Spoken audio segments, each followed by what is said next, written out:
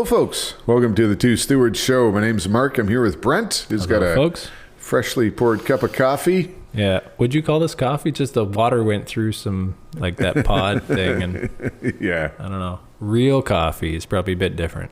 Yes. This is just a generic... Costco. You know, big...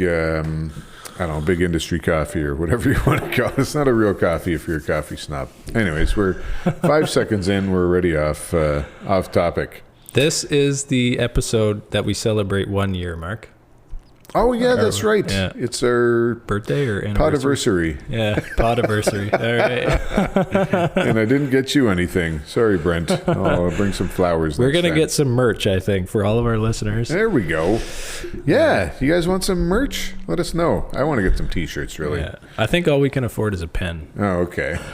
Nice pen. A nice pen. Okay. Yeah. I like pens are important. But anyways, yeah, we want to talk a little bit about some of the ethics of real estate investing. So we've been talking about Bitcoin a lot lately. Yeah. But we're still doing real estate, still into that. And there's sort of an intersection here between, at least in my mind.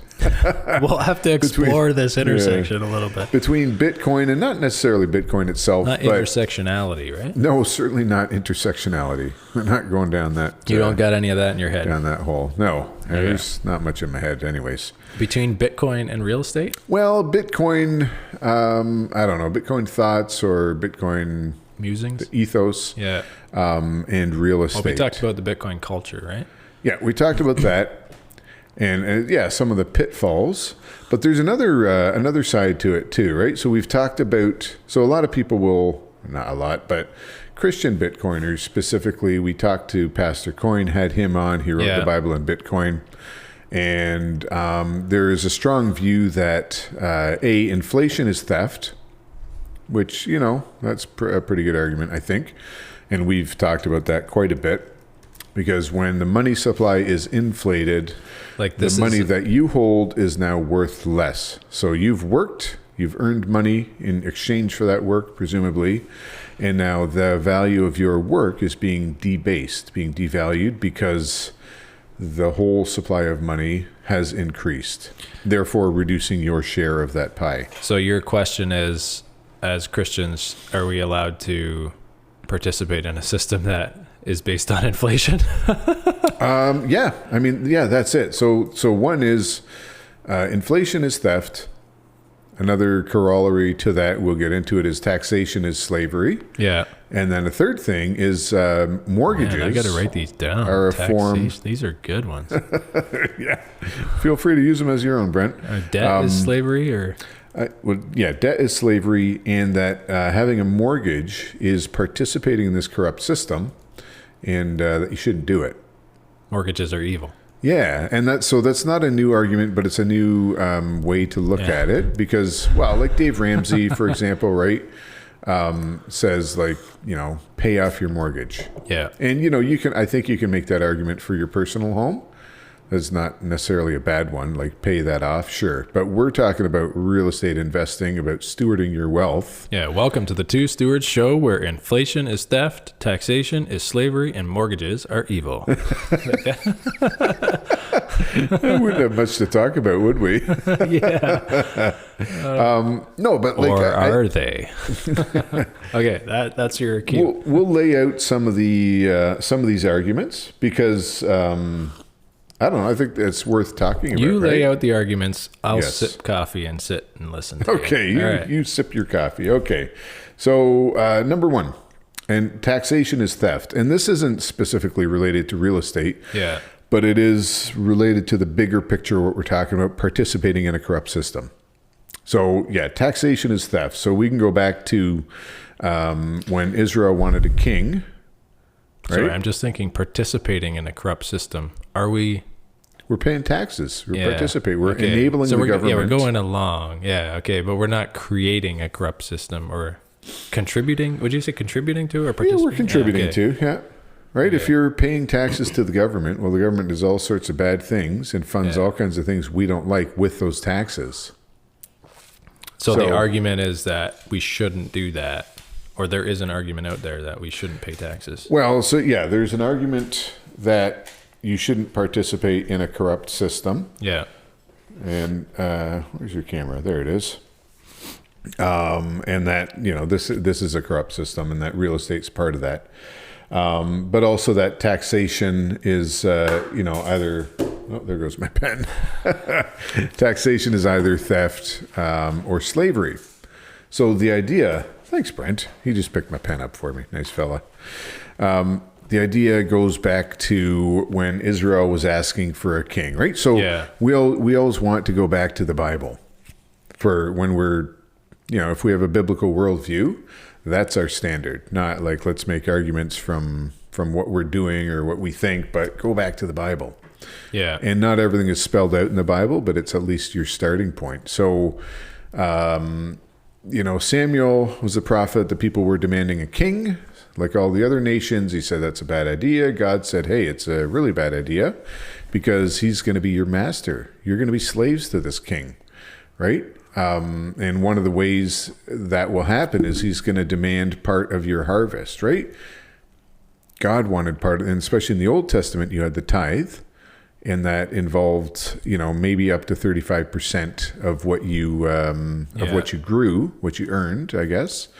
Wasn't Samuel's comment there that God is your king, and so if you choose an earthly king instead, that's quite a statement. So if you do this, bad things are going to happen. But they, you know, regardless, they're like, nope, that's what we want, and so you ended up with a form of slavery.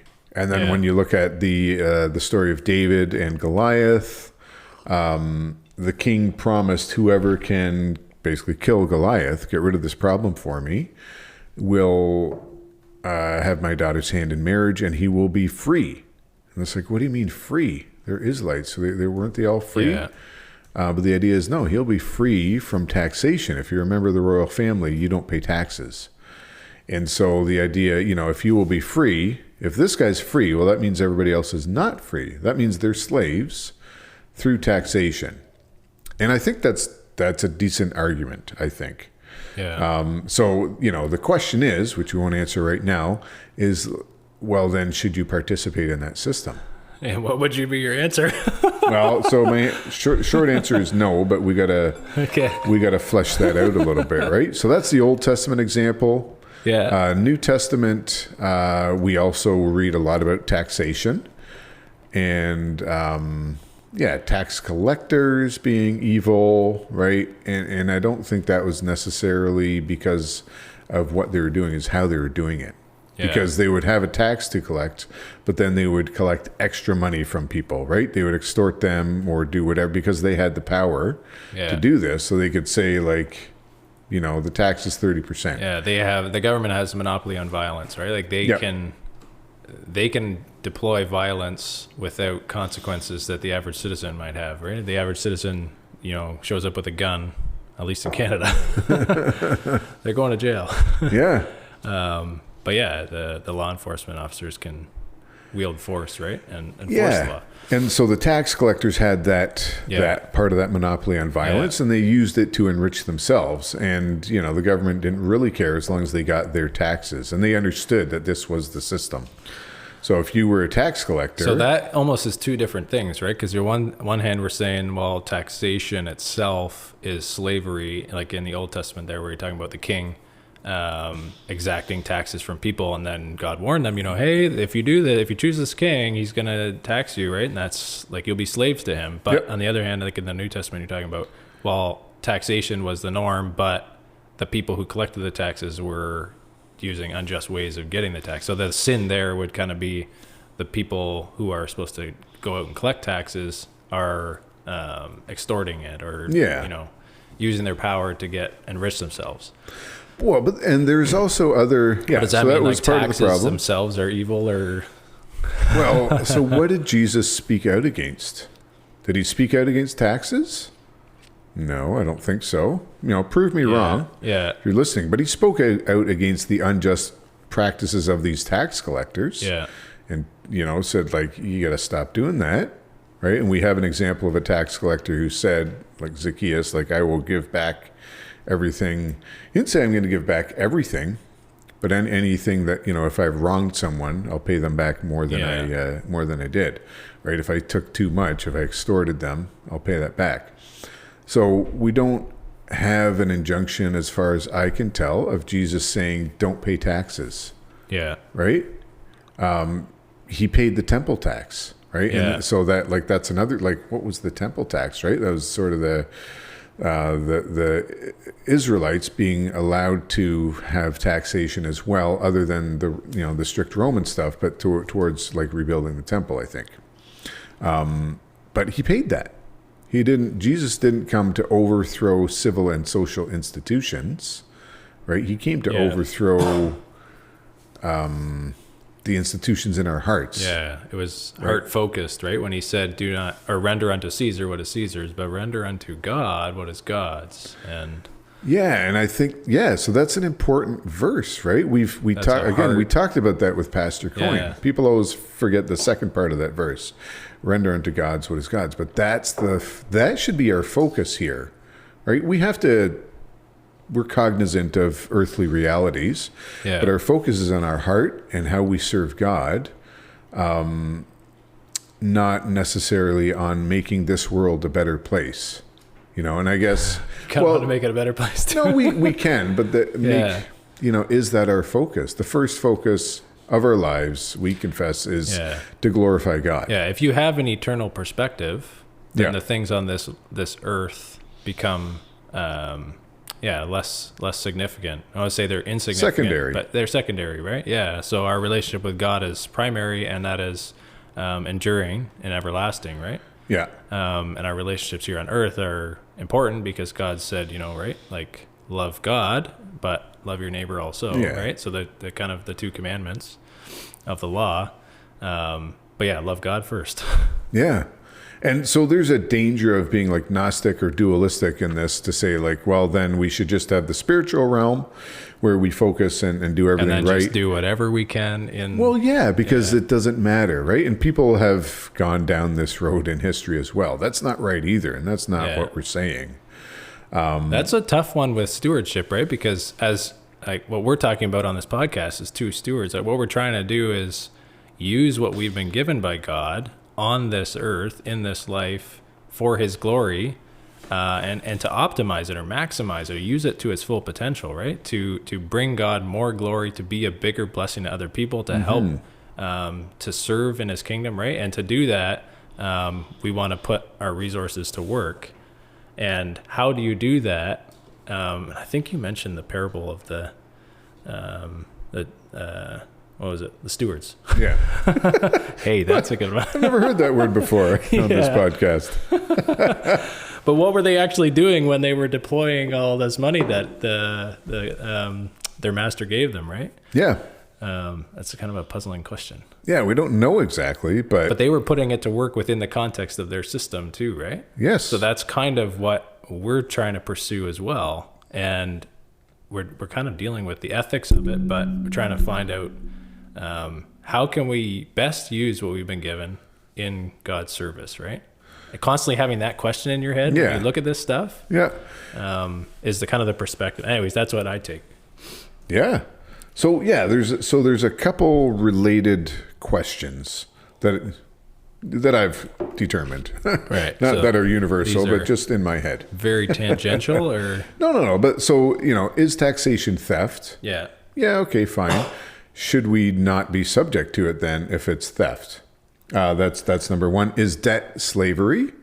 Because that's sort of the next thing, right? So Christian Bitcoiners, not all of them, but some of them will say, I don't know if I said this already, but you shouldn't have a mortgage. Right. Right. And if you shouldn't personally have a mortgage, well, then you probably shouldn't have a mortgage on investment properties either. Yeah. Because now you're contributing to this system. And we've talked about it, right? That the many of the ills of our system, our society, are caused by monetary debasement or inflation. Yeah. And when I get a mortgage, that contributes to inflation because that's money that didn't exist before. It exists now, and it makes the overall pie bigger, and that makes your slice of the pie smaller. So the money that you've worked for, right, the store of your value. Yeah. Now, I guess usually this the pie only, metaphor goes along the other way. I get, yeah, no, okay, that's good. That's what kind of pie? Yeah. I mean, I do like pie. That's the second time this has come up this week. I did a presentation with pie charts earlier. Okay. But okay, a little side note. That really only applies if I have cash. If I have other assets, then that argument doesn't really hold true, right? If I have other properties, you're not devaluing my property. Yeah. Right? Because assets tend to rise in value.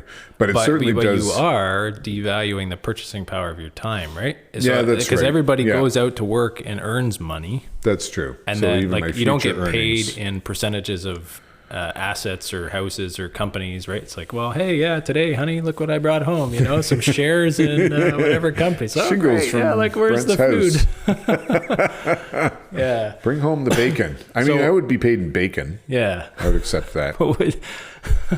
I would also, but I don't know if the family would appreciate that at a certain point. It's like, we need clothes. Can you get paid in clothes? Here's a shirt made out of bacon. I think that's been done, meat suit. But, so the reality is that everybody gets paid in money because money best represents the value of our time. So then if your whole system relies on creating debt through mortgages and other debt instruments, and those new debts devalue the money that everyone's being paid in, you're constantly, by creating, or what you're saying too is like by creating a new mortgage, by getting more properties, you're actually devaluing everyone else's savings. Yeah. What the funny thing is, it's going to happen regardless of whether you participate in it or not, right? It will. I don't know if that argument is super strong. No, but it is a reality. Because if everybody just, I don't know, killed everybody else, you're like, well, it's going to happen. Someone's going to kill that guy. I might as well. I don't like him. Like that's not a good moral argument for it. But it is a true thing, right? Yeah. Whereas I don't know if everyone's going to shoot everybody. That's not necessarily. Well, it depends who you listen to. That's an extreme, Mark. Depends which government you listen to. But there is the question of, we're in a system. Can we participate in the system or should we opt out? Because I think those are the two options, really. Either you participate wisely or you completely opt out. If that's what you really believe, if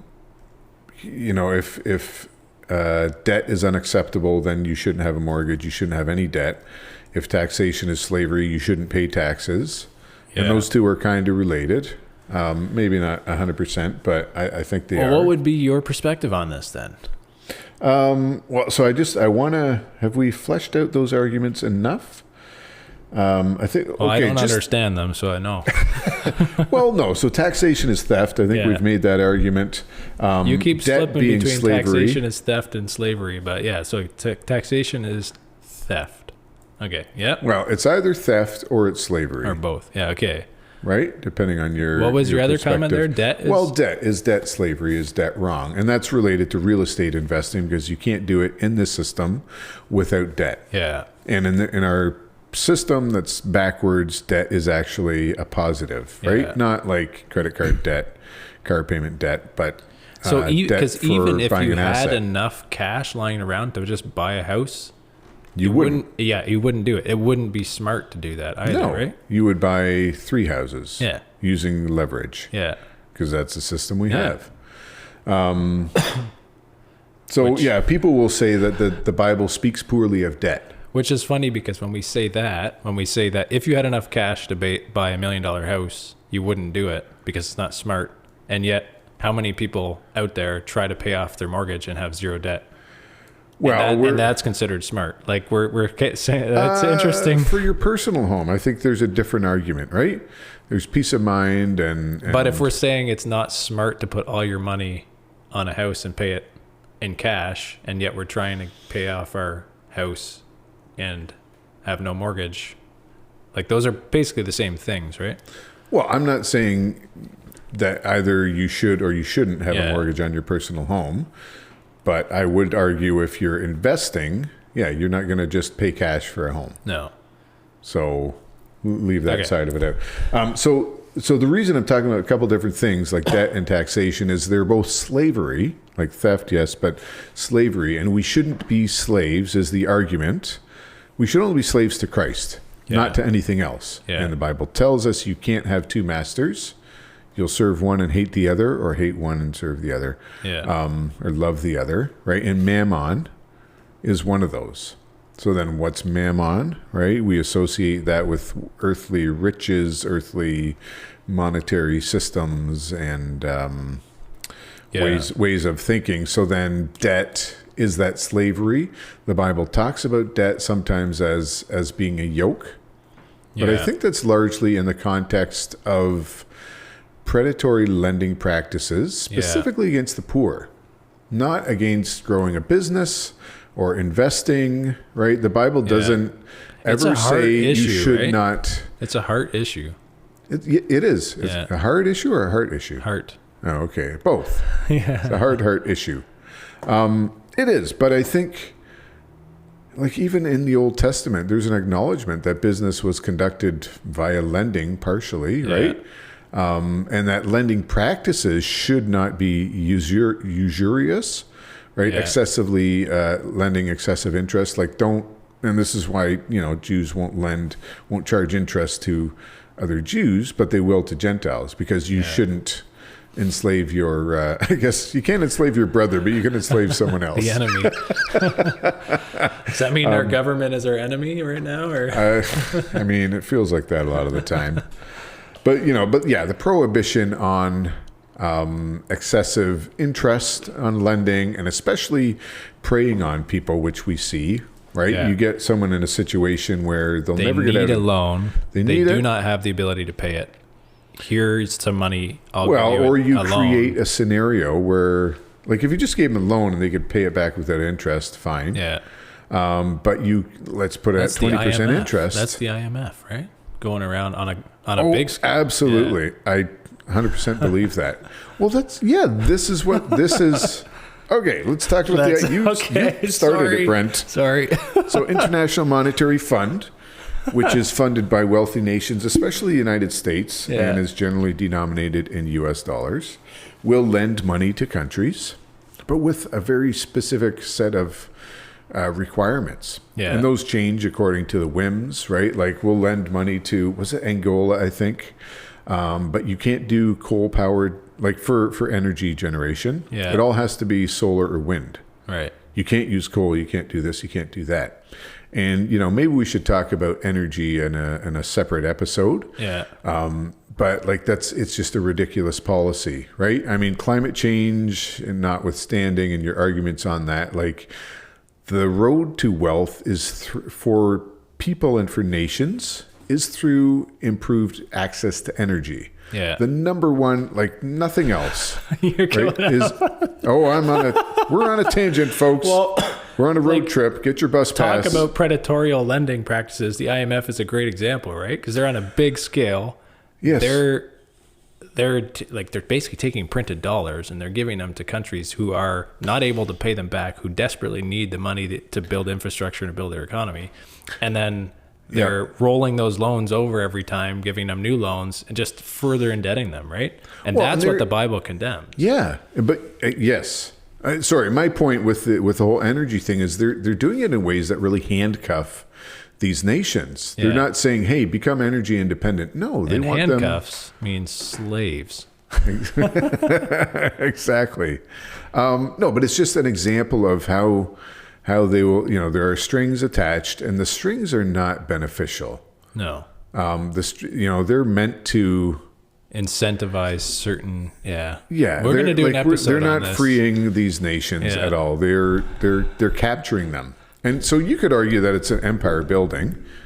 I think it is, because China does the same thing, right? They have been, and people condemn it, but they never condemn the U.S. for doing the same thing. But they'll lend lots of money for infrastructure. And then when inevitably these countries can't repay the loans, the Chinese government gets this infrastructure Yeah, or the mines or whatever it is. They're building their empire. So the argument here is that not like debt is not necessarily condemned. It's the predatorial practices. Yes. And taking advantage of somebody who can't pay the debt is what's condemned. Right? Yeah, or the obverse, converse. Inverse? The reverse, inverse. Yeah. There's some kind of verse. Yeah. But Psalm 37 talks about he who borrows and that's does the not verse. repay. Yeah, that's the verse. Psalm 37, verse 21, 22. Yeah.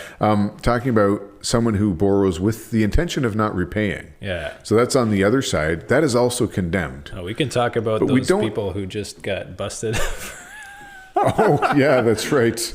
The promissory notes. Oh, yeah. Well, I mean, that is a good example. We'll do a separate episode on that. Okay. But so my argument would be against these things that, we shouldn't be slaves to money and therefore we shouldn't have mortgages, shouldn't invest in real estate or get mortgages. Maybe you can invest, but if you're paying cash, right? Yeah. Is that no, that's not what the Bible tells us either. Right? Yeah, taxation is wrong. Debt is not, like lending and borrowing is not condemned in the Bible. Yeah. Old Testament, it wasn't condemned. Bad practices around it, yes. In the New Testament, Jesus did not condemn it. Bad practices around it, yes. Bad practices around taxation, yes. But the whole point wasn't, let's start a whole new system and opt out of it. Otherwise, Jesus would have done that. He would have overthrown the Romans, which is what people wanted. Yeah. He didn't do that. This was a corrupt government. As much as the Roman government was used by, like the Roman Empire was used by God to spread Christianity, like he was using a corrupt system for the greater good. And I'm not suggesting that we're doing that in real estate. We're not creating the greater good. But we are stewarding our resources. But the fact that you had this Roman Empire in a large part of the world, so a very stable empire where people could travel, and there were excellent roads, excellent infrastructure, all this stuff that enabled Christianity to spread, to go to Rome with Paul. Yeah, that's and all part others, of God's plan, have a right? Roman church, and then spread from that epicenter out to the rest of the empire. And that's the idea. God can use any means to further his purposes, right? Yeah. Whether or not those are upright or, like the Roman Empire did a lot of evil things, but God still used that, right? God uses sinful people. Yeah.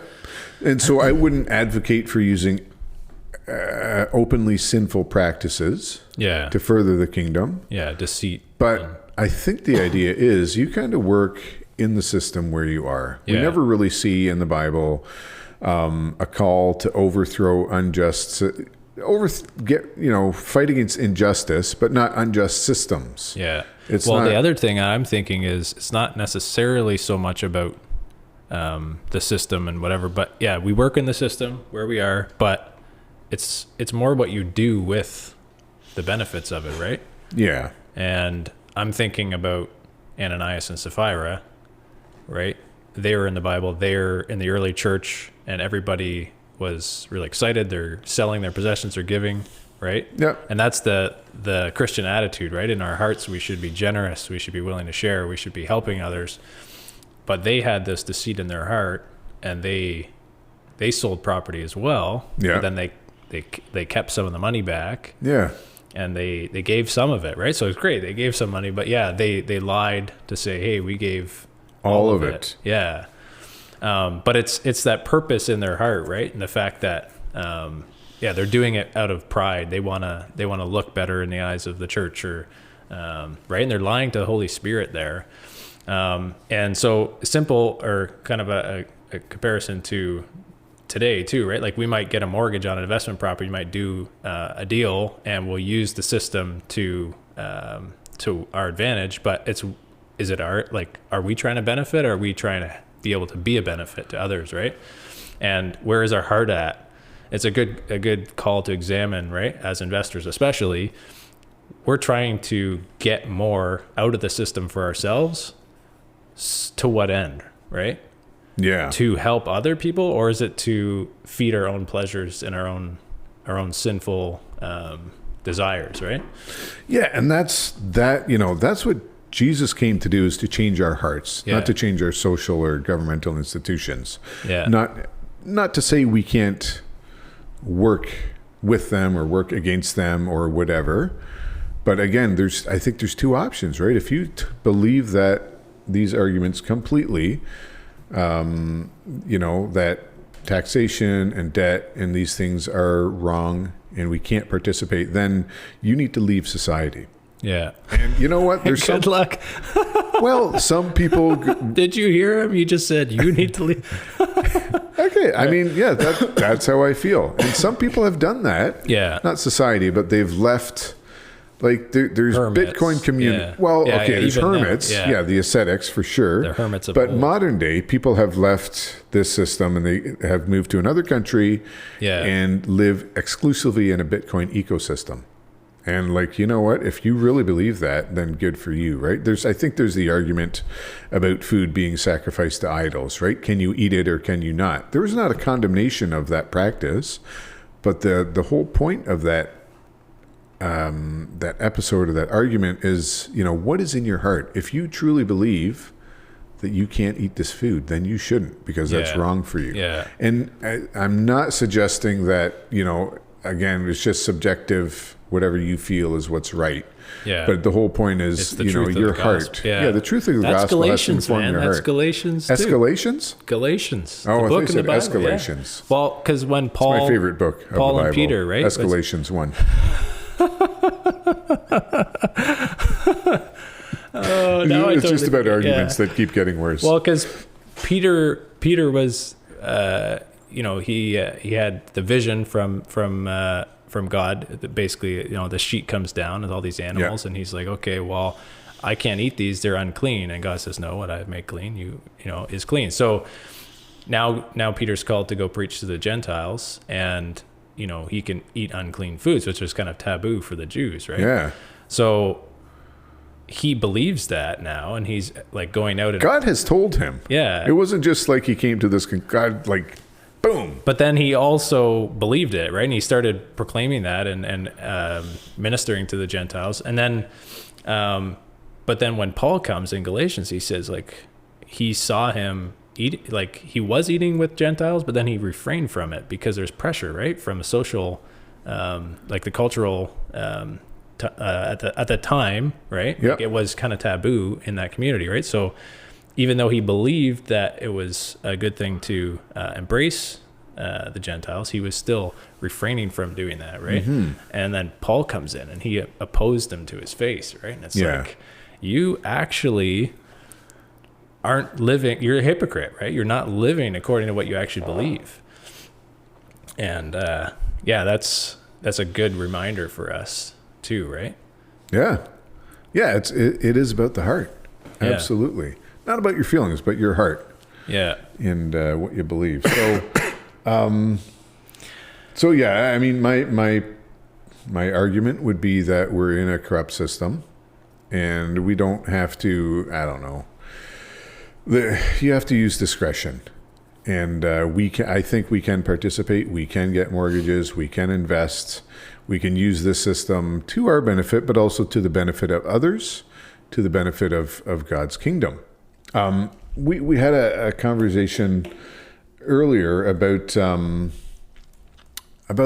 buying undervalued houses. Yeah. So this is kind of related. If you're in real estate, some of the practices that are, could be condemned or could not be. Yeah. And so talking about whether or not you should participate in the system wisely or opt out. Yeah. Like related to that is this conversation around stealing value, essentially. Yes. Right? Yeah. And I've been thinking about this a lot because you've been trying to steal value? Yeah, just going around. Well, we are always on the lookout for investment opportunities, right? Yeah. And so as a kind of a stewardship mindset is, well, we have this sitting here, let's try and deploy it into the market and invest it, right? So that's a good goal to have. But when you're doing that, you're looking for opportunities. So what's an opportunity, right? How do you define? And one way to look at it is, I want to buy something that's under the market value, right? Because if I can pay less immediate, like right now, the minute I close on that house, it's going to be worth more and I'm going to be making money, right? So you're basically treating real estate as this like short-term gain opportunity, which is like the wrong mindset. And it's also, it kind of rubs me the wrong way, right?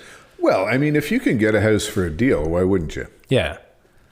But seeking to pay... I'm raising my eyebrow at Brent for if you're listening. That's called stealing. Okay. Oh. Yeah. Is it though?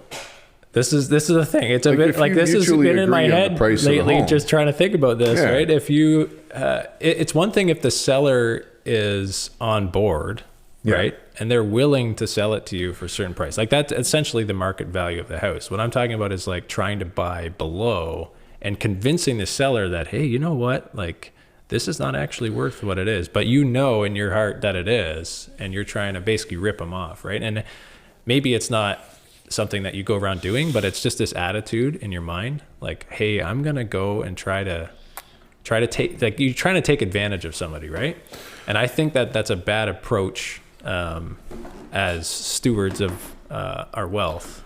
Well, so it's about the heart, really, right? Your motivation, because like you're trying to take someone's value and make it your own right away, right? And benefit from it. Yeah. Yeah. I just did yours. Okay. So I'm just thinking of sort of our U.S. investing journey, right? We made a bunch of offers on homes. Yeah. That were below what they were listed for. Yeah. So is that market value? Is it not? And so this is part of the problem with the system that we have in real estate, is that the value is like, it's not necessarily based on anything solid, right? Anybody will tell you, an appraiser will tell you, the value is based on comparables. So it's what stuff in the neighborhood has sold for.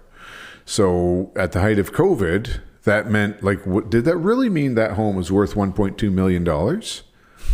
Right? When now it's worth 800,000. Yeah. Right. The only thing that determines the value is what somebody was willing to pay.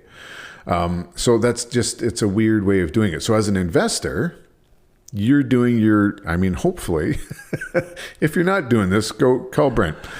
Shoot. But no, you're going to run, you have a pro forma, you run your numbers and you figure out like worst case, best case, this is what my cash flow is going to be. You know what the house, like what will work for you in the scenario of, this property, I can do this with it. Yeah. Therefore, the most I could pay is X. Yeah. So that might mean there's a divergence. And that's what we had a number of times, right? Like if I'm going to buy this property, it is worth, I don't know, let's say $80,000. They've got it listed at 100. So I'm going to offer 80. Yeah. And because or maybe I'll offer 75 and knowing that we're going to negotiate up to 80. What year are you talking about? Is this no, 40, these are some, this is in the States. Okay. Yeah. I mean, so maybe you're talking 150 versus 190 or whatever, right? But the point is there's numbers to back it up. Yeah. And I know at 200,000, this property is not going to do, like maybe that's worth it for someone just buying a principal residence. For me as an investor, it's not worth it. So, I'm not stealing there. I have my numbers and know what's going to work.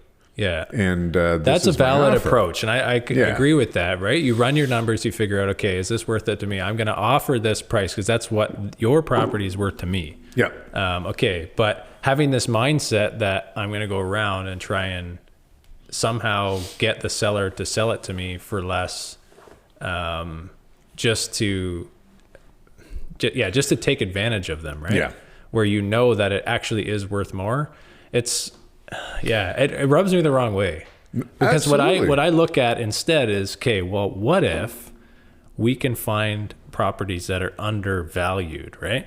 And this is part of this conversation of ethics in real estate. Okay, so what if the property is currently being valued at market value as a single family home? Yeah. And you're paying fair value for the property. The seller is happy about that. The seller might even realize that there's some potential with this property, but he doesn't have the time or energy or resources or whatever to actually execute it. So as an investor, that's an opportunity for us, right? So this is the sort of opportunities we look for is, well, what if we can find something that's valued under what its potential could be? Yeah. Right. But it's still not, It still doesn't hold that value until you do the work, the conversions. So you have to buy it as the investor, and then you have to invest in it, right? Like you have to commit some time to it, some renovations. You got to improve it. Maybe you have to rezone it, right? So the opportunity is in buying something that's undervalued, where there's potential, right? There's some latent characteristics about this property that exist but aren't being tapped, right? Like there's an extra big backyard that the current owner is just treating as a nice view. Yeah. But you'll pay for like fair price for that nice view, but you can convert it into an extra dwelling unit. Yeah. That will, as an investor, well, now you're bringing in more income. You're creating another housing unit. You're maybe improving the value of the property and the ones around. So in that case, you're paying the seller a fair price. So it's a win-win for him. Yeah. And then the investor's getting something with potential. So long-term potential, right? He is also benefiting all the other people around, right, in the community by improving this property. So it's finding those opportunities, I think, is where our focus should be. Yeah. Like just talking about the ethics of it, right? Like rather than going around trying to steal value and just buy something and instantly make a return, we want to buy something and make a long-term return. Yeah, my mind kind of goes to like wholesalers, and I'm not throwing all of them under the bus. Because maybe people don't know what that means. Yeah, so this would be where I'm going to go find a property, again, that's undervalued, however you determine that. I'm going to get it under contract. So I'm going to have a contract with you, Brent, you're going to sell it to me. But before any money changes hands or anything, so I'm not actually putting any money down, I'm going to find a buyer. So essentially I'm the middleman. Yeah. So I got to hustle. I got to find the deals. And then I can go talk to maybe it's someone like you, Brent, who's working with investors, and be like, hey, I just got to get there before you, right? Yeah. I got the perfect property for you. Here you go. Yeah. So I'm going to buy it for, let's say, $500,000. But I'm going to sell it to you maybe for $540,000. Yeah. Right? So what happens there is you actually will now enter into a contract with that home buyer, but you're going to pay me $40,000 finder's fee. I get that difference, right? So like that's fine. If somebody's hustling and finding these deals, sure. But what does happen sometimes with the wholesalers is it gets a little bit predatory, right? Predatory. And they will really, they'll find people who are struggling and really put pressure on them and tell them all kinds of stories to induce them to sell. When they didn't need to, or they could have gotten more money. And, there's certain situations where people are like, yeah, this works. And I know that I'm leaving money on the table, but for whatever reason, I just need to do this. Yeah. That's fine. Another one that I'm thinking of is... it just rubs me the wrong way. Like that, it seems to be, like you say, predatory. You're stealing value. You're taking advantage of someone who's in a difficult situation. It's not like... There are ways to do it where I think it is a win-win and you're actually providing a service and it's a benefit. But it's so tempting to try and take advantage, right? Yeah. Yeah, I mean, human hearts we find all kinds of ways to do evil. Another one that I've heard of is renovation companies. Yeah. And this has been specifically around like older folks. Yeah. They're like, we can transform your home into... which could be good, right? You're living in this home, you're old, you don't want to move, you've got equity in the home. What we can do is arrange for a refinance, and then we're going to make your home more livable for you, right? Maybe make it like accessible, everything on one level, accessible bathrooms, all that stuff, so you can continue to live there. But knowingly, they will put these people into financial hardships, and they're working with these lenders who eventually own the home because the folks can't keep up with the payments. Yeah. And there's a little more to it, but that's sort of the gist of it. And there's been a number of those recently. It's all legal. Yeah. Right. But it's super high interest loans and all this stuff. Just nasty stuff. Right. And with both of those examples, it's about, like we were talking about before, right? It's a heart issue. It's what are you trying to achieve here? And is it trying to take advantage of somebody for your own gain? Or is it trying to create a scenario where you add value to them and you can win as well, and then you can be a benefit to the community and those around, right? Yeah. And it kind of is our human tendency, I think, to think about short-term gains and like try to get the most we can with the least amount of work. We're always looking for that opportunity. It's like, how can I do nothing and get rich? Yeah. And that's bad, right? It leads down the wrong road. And then the opposite of that is, how can I add value that will endure and reap the benefit of that so I can be a benefit to other people? It's just a flip in your thinking and in your position of your heart. I think it is rewarded in the long term, right? Yeah. Yeah. And you said something earlier that kind of piqued something in my mind, talking about working with investors. And so they've got this money, they have money, they want to invest and do something with it. So they're going to, invest in real estate. And and some people will say, well, that's wrong because you're getting mortgages, the whole argument that we put out already. But if they have money, is it not wrong for them to just let that money sit there and be eaten away? Like, I'm not talking about placing all their trust in it, but like if they have that, I think there's a duty to do something with that, as opposed to, so they're, on one side, we're talking about participating in the system, but you're also kind of participating in this corrupt system. If you're letting your wealth, if you have built up wealth and you just let it sit there and get eaten away by inflation. Yeah. So like there is an incentive to act. Yeah. It's almost, if you're ignorant of it, then, you can't blame them. But if you know about it and you don't act, in a sense, you're squandering what you have, right? Well, yeah, with the understanding that this isn't yours. That's the whole reason God why we don't like that. the situation of the financial system, right? Yeah. Because it forces people to do what we're doing, to take risks. Yeah. And, like, you don't want to have to do that, right? Have to do that. Yeah. No, but there is an argument there, right? Yeah. Like that was my comment earlier. What about the flip side? Is that wrong? Yeah. That's also wrong to squander God's good gift. If we confess that what we have is not ours but God's, then we shouldn't squander it either. Yeah. And if we know what's going on, right? Like, maybe you give it all to the poor. Yeah. Or maybe you invest it and make more so that you can continually give to the poor. Let it devalue and come to nothing. Yeah. Yeah. No, that's very important. And I think it's obvious, like with your time, right?